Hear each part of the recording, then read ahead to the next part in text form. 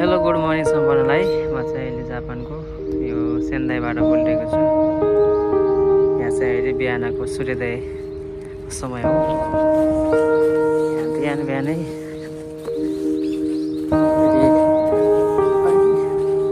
यहाँ चाहिँ यो के को रुख हो के हो, यसरी फलेको मजाले फलेको रहेछ। खान नमिल्ने तर चराचुरुङ्गी आएर यहाँ खाइरहेको देख्न सक्छौँ। अब चराचुरुङ्गी आएर खाइरहेपछि यो सायद खाने नै होला जस्तो लाग्छ।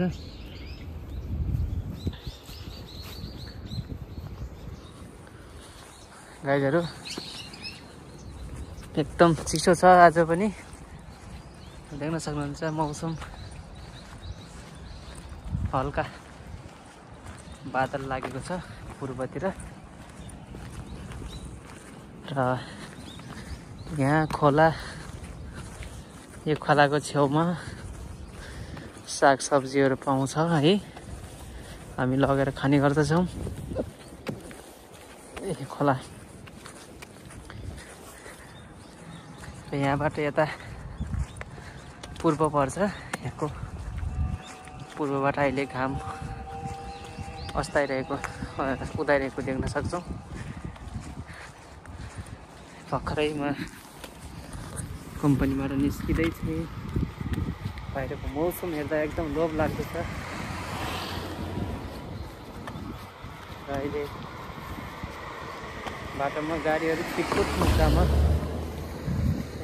गुडिरहेको देख्न सकिन्छ। मौसम अहिले चाहिँ यहाँ हिउँ पर्ने मौसम भएको कारणले गर्दा यस्तो छ अवस्था पुरै। गाईहरू पछाडि देखिएको छ, यो पछाडि देखेको सधैँ यही बाटोमा हिँड्छौँ हामी। यो हाम्रो पुरानो बस्ती हो। यहाँ यो खोलामा गर्मीमा माछा धेरै हुन्छ र यहाँ माछा मार्नेहरूको भिडभाड धेरै हुने गर्दछ। र यहाँ माछा मार्नको लागि त्यस्तो नेपालको जस्तो जहाँ पाए त्यही माछा मार्न मिल्ने त्यस्तो खालको रहेनछ। यहाँ चाहिँ विशेष गरेर अनुमति चाहिँदो रहेछ। सो गाइजहरू, तपाईँहरूलाई मेरो भ्लग हेरेर कस्तो लाग्छ त्यस्तै प्रतिक्रिया दिनुहोला। तपाईँको सल्लाह सहयोगले नै मलाई अगाडि बढ्ने हौसला मिल्नेछ भन्ने मैले अपेक्षा लिएको छु।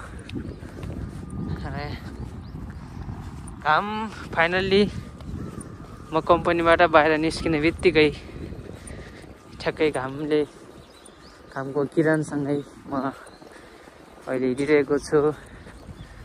ठ्याक्कै पूर्वबाट अहिले घाम ठ्याक्कै शरीरमा पर्न लागेको छ है त। र यहाँनिर तरकारीको लागि टोनेल बनाएको छ। यहाँनिर यो टोनेल चाहिँ तरकारीको लागि है त गाईहरू।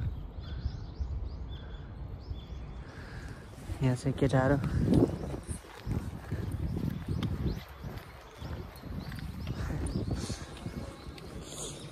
दुईजना केटाहरू गफ गर्दैछ, नेपाली हुनुहुन्छ सायद।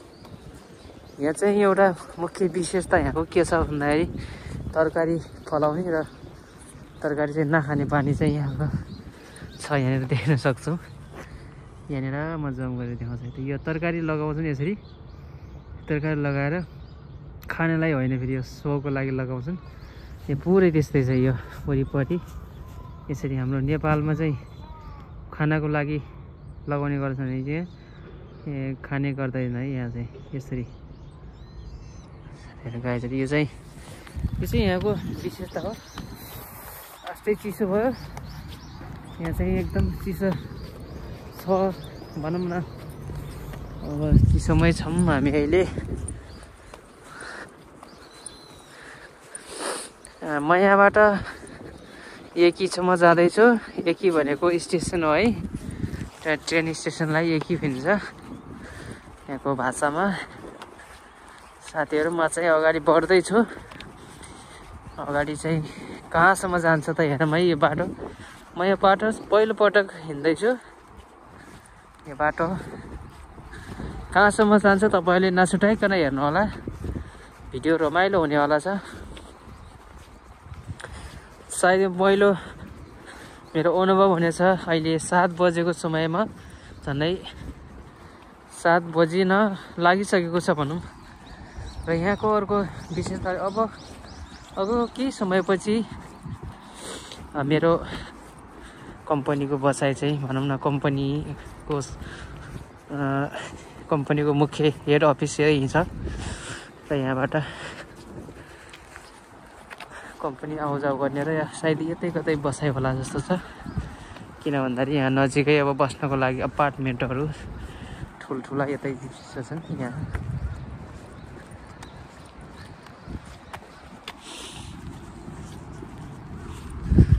र साथीहरू अब म स्टेसन पुगेर म तपाईँहरूलाई जानकारी गराउने छु ट्रेन कति बेला आउँछ के आउँछ है त। ल अहिलेलाई छुट्टीमा है त, बाई बाई।